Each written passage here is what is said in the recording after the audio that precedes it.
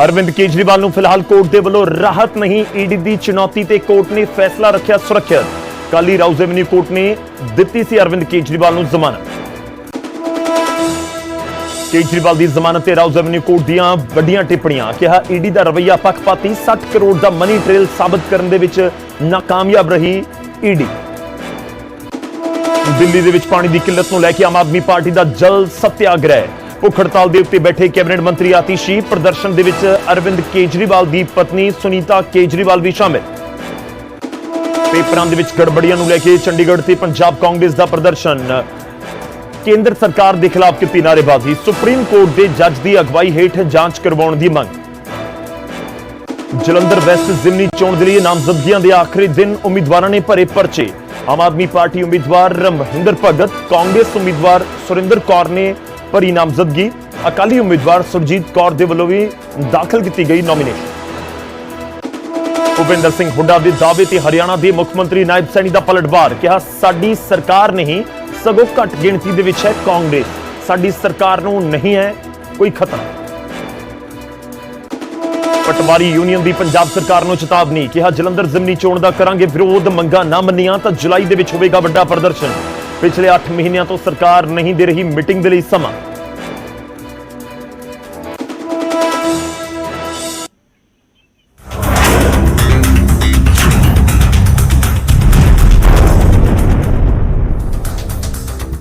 ਸਤਿ ਸ੍ਰੀ ਅਕਾਲ, ਸਵਾਗਤ ਹੈ। ਗੌਰਵ ਸ਼ੁਕਲਾ ਮੈਂ ਹਾਂ ਤੁਹਾਡੇ ਨਾਲ ਤੇ ਹਾਜ਼ਰ ਹਾਂ ਫਰਕ ਤਾਂ ਪੈਂਦਾ ਹੈ ਲੈ ਕੇ। ਜਦੋਂ ਹੇਠਲੀ ਅਦਾਲਤ ਕਹੇ ਕਿ ਜ਼ਮਾਨਤ ਦੇ ਦਿੱਤੀ ਹੈ ਤੁਹਾਨੂੰ, ਤੁਸੀਂ ਜੇਲ੍ਹ ਤੋਂ ਬਾਹਰ ਆ ਸਕਦੇ ਹੋ, ਪਰ ਇਹ ਮਾਮਲਾ ਜਦੋਂ ਉੱਤੇ ਦੀ ਅਦਾਲਤ ਦੇ ਵਿੱਚ ਹਾਈ ਕੋਰਟ 'ਚ ਪਹੁੰਚ ਜਾਵੇ ਤੇ ਹਾਈ ਕੋਰਟ ਉਸ ਰਾਹਤ ਦੇ ਉੱਤੇ ਆਰਜ਼ੀ ਤੌਰ ਤੇ ਹੀ ਰੋਕ ਲਗਾ ਦੇਵੇ, ਫਿਰ ਫਰਕ ਤਾਂ ਪੈਂਦਾ ਹੈ ਉਹਨਾਂ ਨੂੰ ਜਿਨ੍ਹਾਂ ਨੂੰ ਜ਼ਮਾਨਤ ਮਿਲੀ ਸੀ। ਜੀ ਹਾਂ, ਅਸੀਂ ਸ਼ੁਰੂਆਤ ਅੱਜ ਕਰਨ ਜਾ ਰਹੇ ਹਾਂ, ਗੱਲ ਕਰ ਰਹੇ ਹਾਂ ਅਰਵਿੰਦ ਕੇਜਰੀਵਾਲ ਦੀ। ਅਰਵਿੰਦ ਕੇਜਰੀਵਾਲ ਨੂੰ ਕੱਲ ਦੇਰ ਸ਼ਾਮ ਖਬਰ ਆਂਦੀ 8 ਵਜੇ ਕਿ ਜ਼ਮਾਨਤ ਮਿਲ ਗਈ ਕਥਿਤ ਐਕਸਾਈਜ਼ ਪਾਲਿਸੀ ਘੁਟਾਲੇ ਮਾਮਲੇ ਦੇ ਵਿੱਚ। ਪਰ ਉਹ ਈਡੀ ਪੂਰਾ ਮਾਮਲਾ ਲੈ ਕੇ, ਕਿਉਂਕਿ ਰਾਉਜ਼ ਐਵਨਿਊ ਕੋਰਟ ਨੇ ਜ਼ਮਾਨਤ ਦਿੱਤੀ ਸੀ ਅਰਵਿੰਦ ਕੇਜਰੀਵਾਲ ਨੂੰ, ਤਾਂ ਈਡੀ ਇਹ ਪੂਰਾ ਮਾਮਲਾ ਲੈ ਕੇ ਹਾਈ ਕੋਰਟ ਪਹੁੰਚ ਗਈ ਤੇ ਹਾਈ ਕੋਰਟ ਤੋਂ ਫਿਲਹਾਲ ਅਰਵਿੰਦ ਕੇਜਰੀਵਾਲ ਨੂੰ ਰਾਹਤ ਨਹੀਂ ਮਿਲੀ ਹੈ। ਈਡੀ ਦੀ ਪਟੀਸ਼ਨ ਦੇ ਉੱਤੇ ਦਿੱਲੀ ਹਾਈ ਕੋਰਟ ਨੇ ਆਪਣਾ ਫੈਸਲਾ ਸੁਰੱਖਿਅਤ ਰੱਖ ਲਿਆ ਹੈ। ਫਿਲਹਾਲ ਜੇਲ੍ਹ ਦੇ ਵਿੱਚ ਹੀ ਅਰਵਿੰਦ ਕੇਜਰੀਵਾਲ ਨੂੰ ਰਹਿਣਾ ਹੋਵੇਗਾ। ਕੱਲ ਹੀ ਰਾਉਜ਼ ਐਵਨਿਊ ਕੋਰਟ ਦੇ ਵੱਲੋਂ ਜ਼ਮਾਨਤ ਦਿੱਤੀ ਗਈ ਸੀ।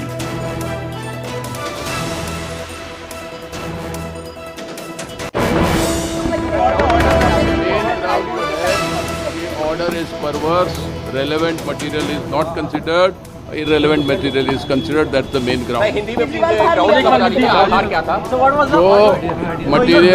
जो मटेरियल जो है ध्यान में लेना चाहिए वो मटेरियल के ध्यान में नहीं लिया, और जो नहीं ध्यान में लेना चाहिए वो मटेरियल ध्यान में लिया। दिस इज द क्रक्स, समझ में आया? This is the crux of the matter. Thank you.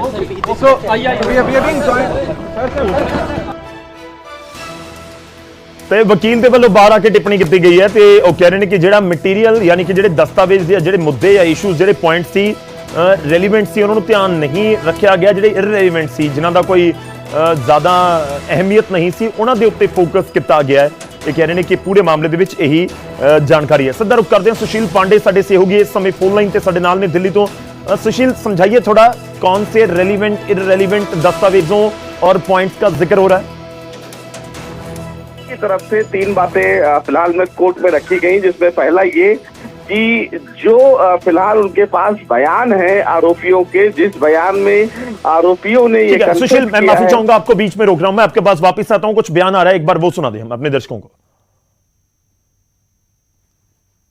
Cancel करने के लिए किया था, उस पर भी सिर्फ नोटिस हुआ है सर? उसमें नोटिस हुआ है, उसकी सुनवाई बाद में। और स्टे पर ऑर्डर कब आएगा सर? वो 2-4 दिन में आना चाहिए। ठीक है, थैंक यू। ठीक है सुशील, आप अपनी बात कंप्लीट कर सकते हैं। पर जो इस पूरे मामले में ईडी के बीच में घमासान मचा, उसके पीछे की वजह ये थी कि ईडी की किसी भी दलील को निचली अदालत में नहीं माना। निचली अदालत ने अरविंद केजरीवाल को जमानत देते हुए 2 अहम बातें कही कि प्रोसीड ऑफ क्राइम, जिसको लेकर लगातार ईडी ये कह रही है कि अरविंद केजरीवाल के खिलाफ ये मामला बनता है क्योंकि वो पार्टी के संयोजक है और दिल्ली की आबकारी की नीति के मामले में वो कहीं ना कहीं उस काउंसिल ऑफ मिनिस्टर के मेंबर थे, क्योंकि उस समय वो दिल्ली के मुख्यमंत्री थे।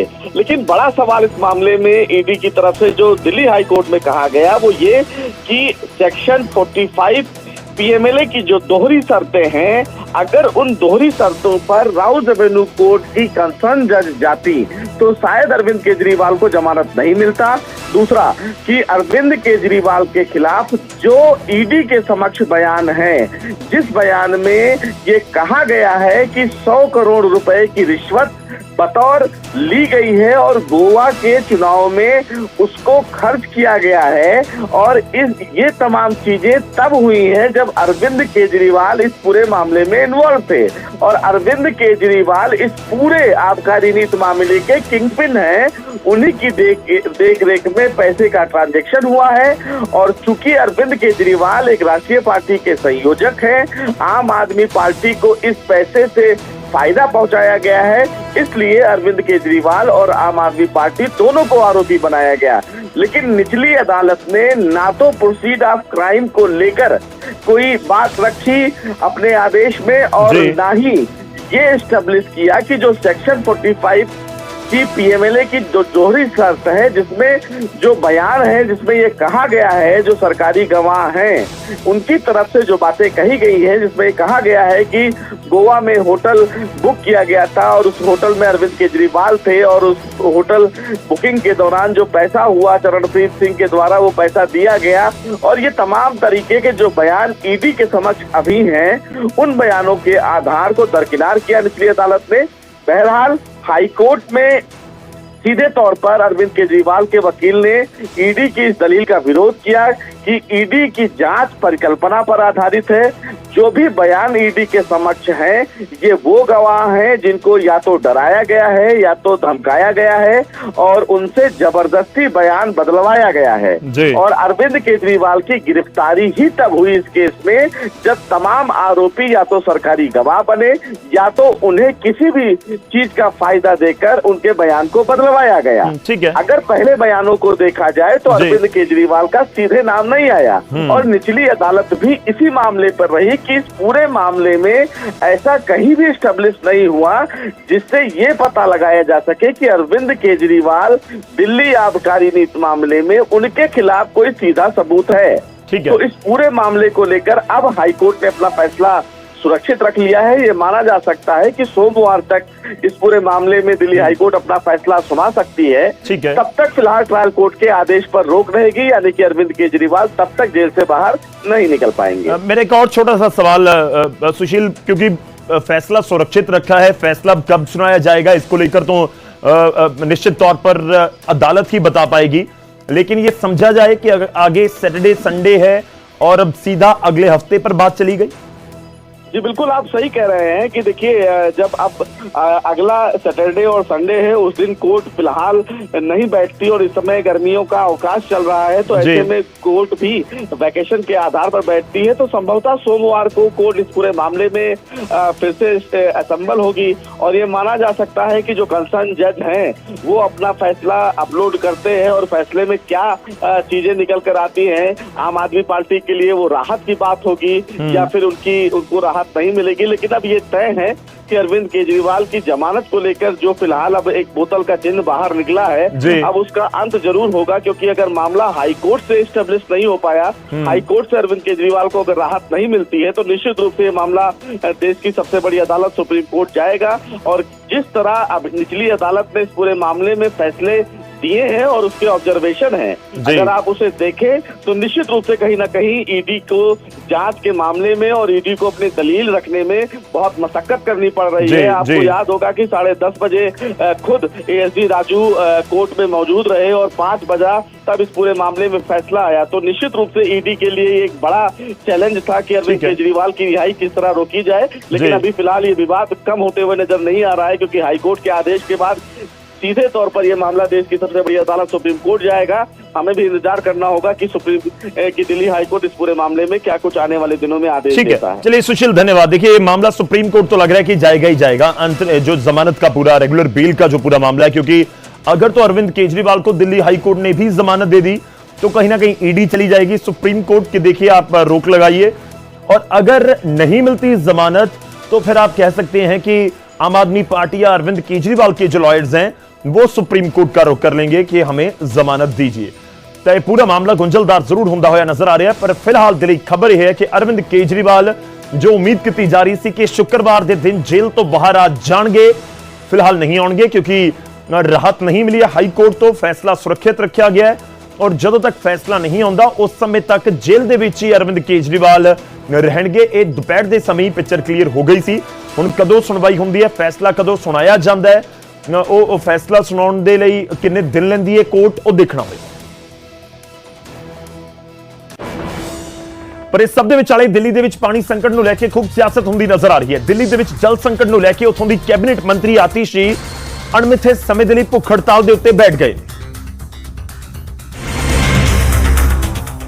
ਹੜਤਾਲ ਸ਼ੁਰੂ ਕਰਨ ਤੋਂ ਪਹਿਲਾਂ ਹੀ ਆਤੀਸ਼ੀ ਨੇ ਰਾਜਘਾਟ ਪਹੁੰਚ ਕੇ ਮਹਾਤਮਾ ਗਾਂਧੀ ਨੂੰ ਸ਼ਰਧਾਂਜਲੀ ਦਿੱਤੀ। ਉਹਨਾਂ ਦੇ ਨਾਲ ਅਰਵਿੰਦ ਕੇਜਰੀਵਾਲ ਦੀ ਪਤਨੀ ਸੁਨੀਤਾ ਕੇਜਰੀਵਾਲ, ਆਮ ਆਦਮੀ ਪਾਰਟੀ ਦੇ ਐਮਪੀ ਸੰਜੇ ਸਿੰਘ ਅਤੇ ਸੌਰਭ ਭਾਰਦਵਾਜ ਵੀ ਮੌਜੂਦ ਸਨ।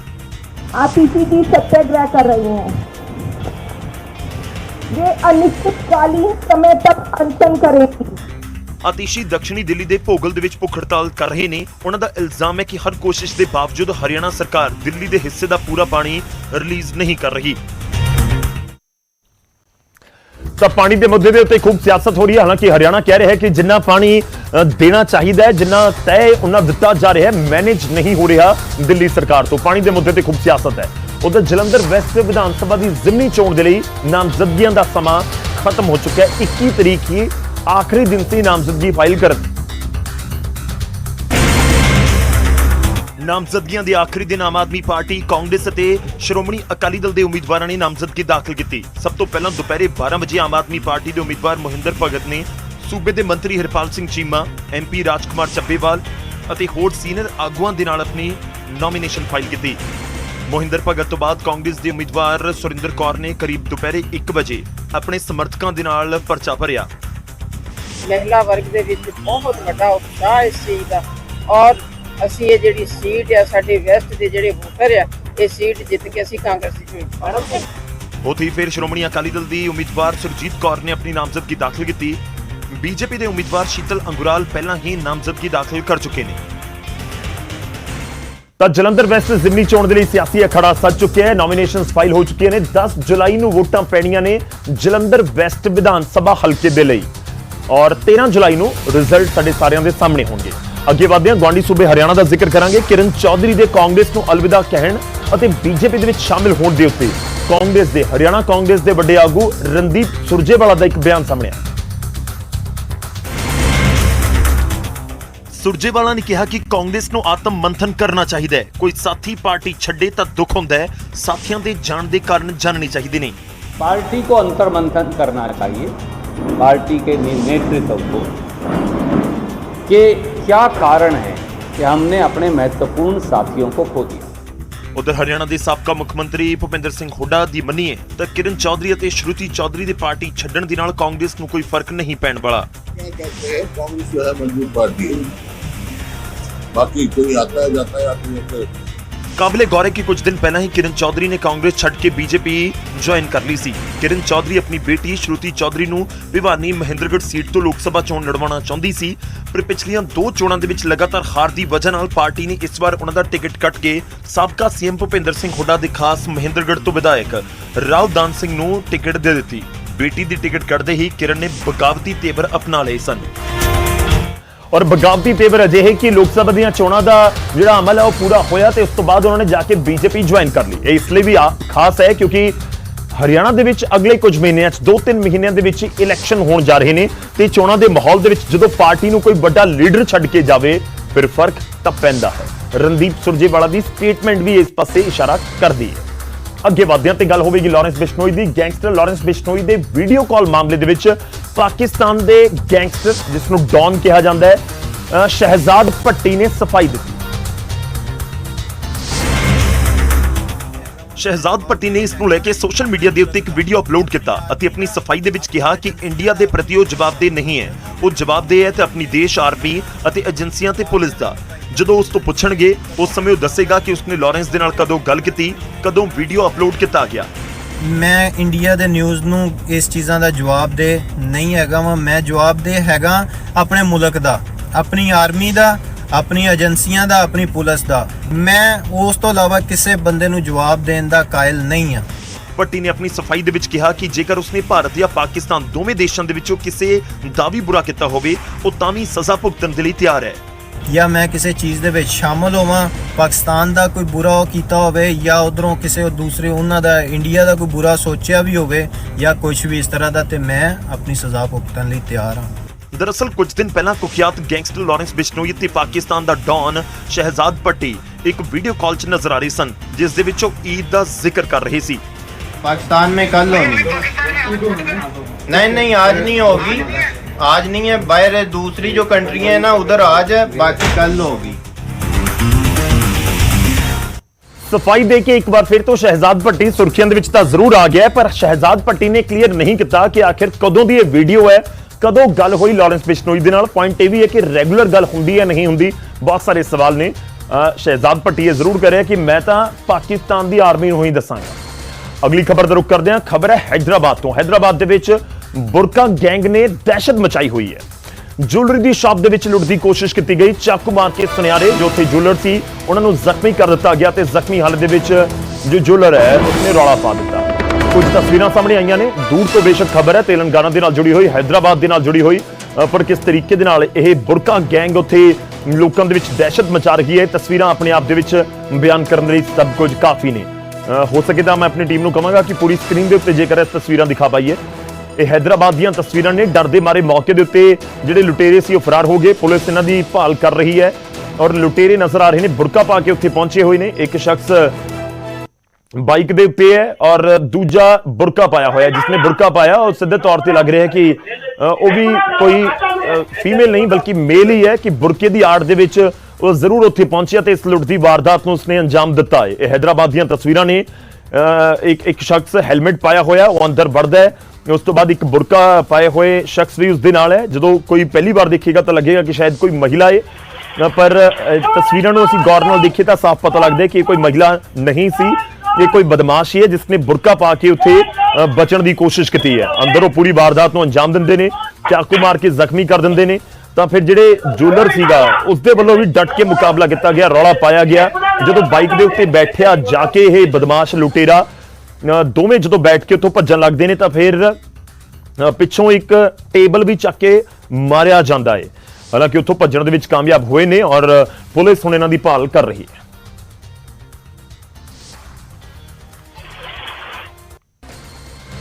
ਅਗਲੀ ਖਬਰ ਦਾ ਰੁਖ ਕਰਦੇ ਹਾਂ। ਖਬਰ ਹੈ ਜਲੰਧਰ ਤੋਂ। ਜਲੰਧਰ ਦੇ ਗੜਾ ਰੋਡ ਦੇ ਉੱਤੇ ਪਿੰਡ ਹਸਪਤਾਲ ਦੇ ਕੋਲ ਸ਼ਰਾਬ ਦੇ ਠੇਕੇ ਨੂੰ ਲੈ ਕੇ ਨਿਹੰਗਾਂ ਅਤੇ ਪੁਲਿਸ ਦੇ ਵਿਚਾਲੇ ਵਿਵਾਦ ਹੋ ਗਿਆ।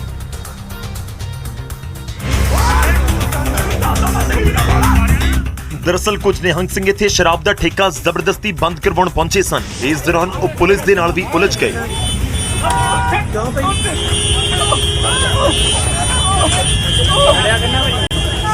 ਇੱਕ ਨਿਹੰਗ ਨੇ ਕਿਰਪਾਨ ਕੱਢ ਲਈ ਅਤੇ ਪੁਲਿਸ ਦੇ ਉੱਤੇ ਹਮਲਾ ਕਰ ਦਿੱਤਾ। ਹਾਲਾਂਕਿ ਪੁਲਿਸ ਨੇ ਨਿਹੰਗ ਦੇ ਹੱਥ ਤੋਂ ਕਿਰਪਾਨ ਖੋਹ ਕੇ ਉਸ ਨੂੰ ਹਿਰਾਸਤ ਦੇ ਵਿੱਚ ਲੈ ਲਿਆ। ਸਾਨੂੰ ਇਨਫੋਰਮੇਸ਼ਨ ਆਈ ਸੀ ਕਿ ਠੇਕਾ ਧੱਕੇ ਨਾਲ ਬੰਦ ਕਰਾਇਆ, ਉਸ ਕਰਕੇ ਗਏ ਸੀ। ਉਹ ਲਿਆਂਦੇ ਆ, ਫਿਰ ਹਜੇ ਕਰ ਰਹੇ ਆ ਇਨਵੈਸਟੀਗੇਸ਼ਨ। ਪੰਜਾਬ ਪੁਲਿਸ ਦੇ ਉੱਤੇ ਵੀ ਉਹਨਾਂ ਨੇ ਹਮਲਾ ਕਿਹੜਾ ਬੋਲਿਆ, ਮੁਲਾਜ਼ਮਾਂ ਤੇ ਵੀ ਕਿਰਪਾਨ ਕੱਢੀ ਆ, ਉਸ ਸੰਬੰਧ ਵਿੱਚ ਲੀਗਲ ਜੋ ਬਣਦਾ ਕਰ। ਪੁਲਿਸ ਨੇ 4 ਤੋਂ 5 ਨਿਹੰਗਾਂ ਨੂੰ ਹਿਰਾਸਤ ਦੇ ਵਿੱਚ ਲਿਆ ਤੇ ਕਾਰਵਾਈ ਕੀਤੀ। ਅਗਲੀ ਖਬਰ ਹੈ ਮੋਹਾਲੀ ਤੋਂ। ਮੋਹਾਲੀ ਦੇ ਮਾਜਰਾ ਪਿੰਡ ਦੇ ਵਿੱਚ ਯੂਨੀਅਨ ਬੈਂਕ ਦੇ ਸਿਕਿਉਰਿਟੀ ਗਾਰਡ ਨੇ ਆਪਸੀ ਬਹਿਸ ਤੋਂ ਬਾਅਦ ਗੋਲੀ ਚਲਾ ਦਿੱਤੀ।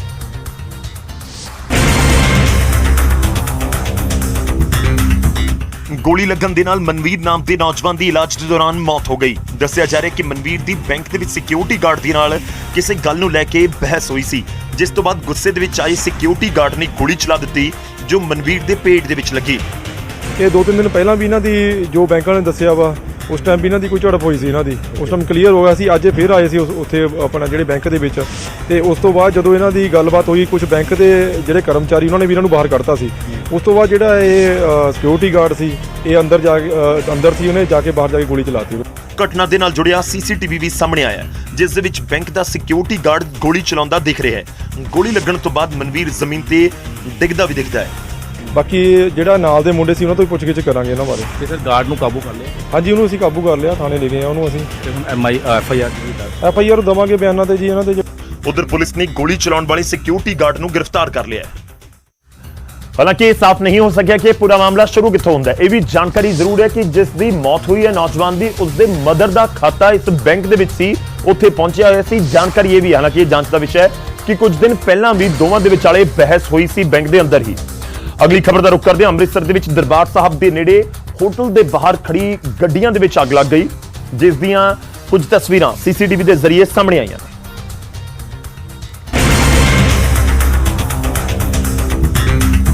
ਸੀਸੀਟੀਵੀ ਦੇ ਵਿੱਚ ਹੋਟਲ ਦੀ ਬਾਲਕੋਨੀ ਦੇ ਵਿੱਚ ਅੱਗ ਲੱਗੀ ਨਜ਼ਰ ਆਉਂਦੀ ਹੈ, ਜੋ ਹੌਲੇ-ਹੌਲੇ ਹੇਠਾਂ ਵਾਲੇ ਪਾਸੇ ਵੱਧਦੀ ਹੈ ਅਤੇ ਇੱਕ ਗੱਡੀ ਨੂੰ ਆਪਣੀ ਲਪੇਟ ਦੇ ਵਿੱਚ ਲੈ ਲੈਂਦੀ ਹੈ। ਅੱਗ ਲੱਗਦੇ ਹੀ ਨਾਲ ਖੜੀ ਕੀਤੀ ਗਈ ਗੱਡੀ ਵਾਲਾ ਆਪਣੀ ਗੱਡੀ ਨੂੰ ਕੱਢ ਲੈਂਦਾ ਹੈ। ਉੱਥੇ ਆਲੇ-ਦੁਆਲੇ ਦੇ ਲੋਕ ਫੌਰਨ ਫਾਇਰ ਬ੍ਰਿਗੇਡ ਨੂੰ ਇਸ ਦੀ ਜਾਣਕਾਰੀ ਦਿੰਦੇ ਨੇ, ਪਰ ਜਦੋਂ ਤੱਕ ਫਾਇਰ ਬ੍ਰਿਗੇਡ ਉੱਥੇ ਪਹੁੰਚੀ, ਅੱਗ ਇੱਕ ਹੋਰ ਗੱਡੀ ਨੂੰ ਵੀ ਆਪਣੀ ਲਪੇਟ ਦੇ ਵਿੱਚ ਲੈ ਚੁੱਕੀ ਸੀ। ਹਾਲਾਂਕਿ ਇਸ ਤੋਂ ਬਾਅਦ ਮੌਕੇ ਤੇ ਪਹੁੰਚੀ ਫਾਇਰ ਬ੍ਰਿਗੇਡ ਨੇ ਅੱਗ ਦੇ ਉੱਤੇ ਕਾਬੂ ਪਾ ਲਿਆ, ਪਰ ਉਸ ਸਮੇਂ ਤੱਕ 2 ਵਾਹਨ ਸੜ ਕੇ ਸੁਆਹ ਹੋ ਚੁੱਕੇ ਸਨ। ਦੱਸਿਆ ਜਾ ਰਿਹਾ ਕਿ ਇਹ ਗੱਡੀਆਂ ਅੰਮ੍ਰਿਤਸਰ ਘੁੰਮਣ ਆਏ ਸੈਲਾਨੀਆਂ ਦੀਆਂ ਸਨ, ਪਰ ਇਹ ਅੱਗ ਇਹਨਾਂ ਤੱਕ ਕਿਵੇਂ ਪਹੁੰਚੀ ਇਹ ਹੁਣ ਤੱਕ ਸਾਫ਼ ਨਹੀਂ ਹੋ ਸਕਿਆ ਹੈ। ਅੱਗੇ ਵਧਦੇ ਹਾਂ ਤੇ ਹੁਣ ਗੱਲ ਗਰਮੀ ਦੀ, ਤੇ ਗਰਮੀ ਦੇ ਵਿਚਾਲੇ ਕੁਝ ਅਜਿਹੀਆਂ ਤਸਵੀਰਾਂ ਜੋ ਤੁਹਾਨੂੰ ਸਕੂਨ ਦੇਣਗੀਆਂ। ਜਿਵੇਂ ਉੱਤਰ ਭਾਰਤ ਦੇ ਵਿੱਚ ਪਾਰੇ ਦੇ ਵਿਚਾਲੇ, ਵੱਧਦੇ ਪਾਰੇ ਦੇ ਵਿਚਾਲੇ ਕਸ਼ਮੀਰ ਦੇ ਸ਼ੋਪੀਆਂ ਤੋਂ ਬਰਫ਼ਬਾਰੀ ਦੀਆਂ ਤਸਵੀਰਾਂ ਸਾਹਮਣੇ ਆਈਆਂ ਨੇ ਔਰ ਖੂਬ ਬਰਫ਼, ਹਰ ਪਾਸੇ ਬਰਫ਼ ਹੀ ਬਰਫ਼, ਠੰਡਾ ਮਾਹੌਲ ਨਜ਼ਰ ਆ ਰਿਹਾ। ਸ਼ੋਪੀਆਂ ਦੇ ਪੀਰ ਗਲੀ ਇਲਾਕੇ ਦੇ ਵਿੱਚ ਹੋਈ ਬਰਫ਼ਬਾਰੀ ਤੋਂ ਬਾਅਦ ਉੱਥੇ ਪਹੁੰਚੇ ਸੈਲਾਨੀਆਂ ਦੇ ਚਿਹਰੇ ਖਿੜੇ ਹੋਏ ਸੀ। ਪੂਰੇ ਇਲਾਕੇ 'ਚ ਜਿੱਥੇ ਤੱਕ ਵੀ ਨਜ਼ਰ ਜਾਂਦੀ ਹੈ, ਸੜਕਾਂ ਤੋਂ ਲੈ ਕੇ ਪਹਾੜਾਂ ਤੱਕ ਬਰਫ਼ ਹੀ ਬਰਫ਼ ਨਜ਼ਰ ਆ ਰਹੀ ਹੈ। ਇਲਾਕੇ ਦੇ ਵਿੱਚ ਜਿੱਥੇ ਘੱਟ ਬਰਫ਼ਬਾਰੀ ਹੋਈ, ਉੱਥੇ ਵੀ 6 ਇੰਚ ਬਰਫ਼ਬਾਰੀ ਦਰਜ ਕੀਤੀ ਗਈ ਹੈ। ਹਾਲਾਂਕਿ ਸੜਕਾਂ ਦੇ ਉੱਤੇ ਜੰਮੀ ਬਰਫ਼ ਦੀ ਵਜ੍ਹਾ ਦੇ ਨਾਲ ਵਾਹਨ ਚਾਲਕਾਂ ਨੂੰ ਪਰੇਸ਼ਾਨੀ ਹੋ ਰਹੀ ਹੈ, ਕਿਉਂਕਿ ਇਸ ਦੇ ਨਾਲ ਗੱਡੀਆਂ ਦੀ ਤਿਲਕਣ ਦੀ ਸੰਭਾਵਨਾ ਵੱਧ ਗਈ ਹੈ। ਅਜਿਹੇ 'ਚ ਸਾਰੇ ਸੈਲਾਨੀ ਅਤੇ ਲੋਕਾਂ ਤੋਂ ਸਥਾਨਕ ਪ੍ਰਸ਼ਾਸਨ ਨੇ ਗੱਡੀਆਂ ਦੀ ਰਫ਼ਤਾਰ ਘੱਟ ਰੱਖਣ ਅਤੇ ਟ੍ਰੈਫਿਕ ਗਾਈਡਲਾਈਨਸ ਦੀ ਪਾਲਣਾ ਕਰਨ ਦੀ ਅਪੀਲ ਕੀਤੀ ਹੈ। ਹਾਲਾਂਕਿ ਪੰਜਾਬ ਦੇ ਵਿੱਚ ਵੀ ਪਿਛਲੇ 24 ਘੰਟਿਆਂ ਦੇ ਵਿੱਚ 24-36 ਘੰਟਿਆਂ ਦੇ ਵਿੱਚ ਥੋੜੀ ਜਿਹੀ ਰਾਹਤ ਆਪਾਂ ਨੂੰ ਜ਼ਰੂਰ ਮਿਲੀ ਹੈ, ਕਿਉਂਕਿ ਬਰਸਾਤ ਹੋਈ ਹੈ ਔਰ ਥੋੜੀ ਬੱਦਲਬਾਈ ਦੀ ਵਜ੍ਹਾ ਦੇ ਨਾਲ ਵੀ ਮੌਸਮ ਠੰਡਾ ਹੋਇਆ ਹੈ, ਪਰ ਗਰਮੀ ਹੁਣ ਵੀ ਬਹੁਤ ਹੈ, ਬਹੁਤ ਜ਼ਬਰਦਸਤ ਗਰਮੀ ਹੁਣ ਵੀ ਹੈ। ਤੇ ਜਦੋਂ ਇੰਨੀ ਜ਼ਬਰਦਸਤ ਗਰਮੀ ਦੇ ਵਿਚਾਲੇ ਕੁਝ ਤਸਵੀਰਾਂ ਬਰਫ਼ ਦੀਆਂ ਠੰਡੇ ਇਲਾਕਿਆਂ ਦੀ ਵੀ ਦਿਖ ਜਾਣ ਤੇ ਥੋੜਾ ਜਿਹਾ ਤਾਂ ਫਰਕ ਪੈਂਦਾ ਹੈ। ਅੱਗੇ ਵਧਦੇ ਤੇ ਖਬਰ ਹੈ ਸ਼ਿਮਲਾ ਤੋਂ। ਸ਼ਿਮਲਾ ਦੇ ਜੁਬਲ ਦੇ ਵਿੱਚ HRTC ਦੀ ਬੱਸ ਹਾਦਸੇ ਦਾ ਸ਼ਿਕਾਰ ਹੋ ਗਈ, ਜਿਸ ਦੇ ਵਿੱਚ ਬੱਸ ਦੇ ਡਰਾਈਵਰ, ਕੰਡਕਟਰ ਸਣੇ 4 ਲੋਕਾਂ ਦੀ ਮੌਤ ਦੀ ਖਬਰ ਸਾਹਮਣੇ ਆਈ। HRTC ਦੀ ਬੱਸ ਆਪਣੇ ਰੂਟ ਦੇ ਉੱਤੇ ਕੁੱਡੂ ਤੋਂ ਗਿਲਟਾਡੀ ਜਾ ਰਹੀ ਸੀ, ਪਰ ਚੁਆਰੀ ਦੇ ਵਿੱਚ ਚਾਲਕ ਨੇ ਬੱਸ ਦੇ ਉੱਤੇ ਕੰਟਰੋਲ ਗਵਾ ਦਿੱਤਾ ਤੇ ਬੱਸ ਰੇਲਿੰਗ ਨੂੰ ਤੋੜਦੀ ਹੋਈ ਕਰੀਬ 200 ਮੀਟਰ ਹੇਠਾਂ ਖੜ੍ਹ ਤੋਂ ਹੁੰਦੀ ਹੋਈ ਦੂਜੀ ਸੜਕ ਤੇ ਜਾ ਡਿੱਗੀ, ਜਿੱਥੇ ਪੈਰਾਫਿਟ ਹੋਣ ਦੀ ਵਜ੍ਹਾ ਦੇ ਨਾਲ ਬੱਸ ਹੇਠਾਂ ਨਦੀ ਦੇ ਵਿੱਚ ਡਿੱਗਣ ਤੋਂ ਬਚ ਗਈ। ਹਾਦਸੇ ਦਾ ਪਤਾ ਲੱਗਦੇ ਹੀ ਸਥਾਨਕ ਲੋਕਾਂ ਨੇ ਪੁਲਿਸ ਨੂੰ ਇਤਲਾਹ ਦਿੱਤੀ ਅਤੇ ਫਿਰ ਟੀਮਾਂ ਰੈਸਕਿਊ ਦੇ ਲਈ पहुंची। अभी तक 5 हमने इंजर्ड जो है रोडू भेजे थे, जो अभी तक फ़ोन पे सूचना मिली है उसमें से ड्राइवर और कंडक्टर वो दोनों भी कोलैप्स कर गए हैं और 3 हमारे इंजर्ड और हैं, उसमें से 1 सीरियस बता रहे हैं। हादसे की जानकारी मिलने तो बाद सीएम सुखविंदर सिंह सुक्खू और डिप्टी सीएम मुकेश अग्निहोत्री ने दुख जताया है। उत्थे हादसे च जख्मी हुए लोगों की हालत खतरे तो बाहर है, जिन्होंने सिविल हस्पताल रोहड़ू च भर्ती करवा दिता गया। उधर 10वें इंटरनेशनल योग दिवस के मौके के उत्ते प्रधानमंत्री नरेंद्र मोदी ने श्रीनगर दे विच योग किया। पहला प्रोग्राम डल झील के किनारे होना सी, पर मीह की वजह दे नाल इस नूं हॉल दे विच शिफ्ट करना पिया। प्रोग्राम दे विच तकरीबन 57,000 लोगों ने प्रधानमंत्री मोदी दे नाल योग किया। योग जीवन से जब जुड़ता है, एक सहज क्रिया बन जाता है, तो वो प्रति पल उसका बेनिफिट देता रहता है। इस तो अलावा INS विक्रमादित्य उत्ते नेवी दे फौजियां ने, LAC दे करीब पेंगोंग झील दे किनारे ITBP दे जवानां ने, अमृतसर च अटारी बॉर्डर ते 500 जवानां ने इकट्ठे योग किया। काबिले गौर है कि प्रधानमंत्री 2 दिन के दौरे के उत्ते जम्मू कश्मीर च नहीं, जम्मू कश्मीर च विधान सभा चोणां होण वालियां ने। अजिहे च प्रधानमंत्री दा उत्थे जाके इंटरनेशनल इवेंट विच शामिल होना एक पॉजिटिव मैसेज के तौर के उत्ते देखा जा रहा है।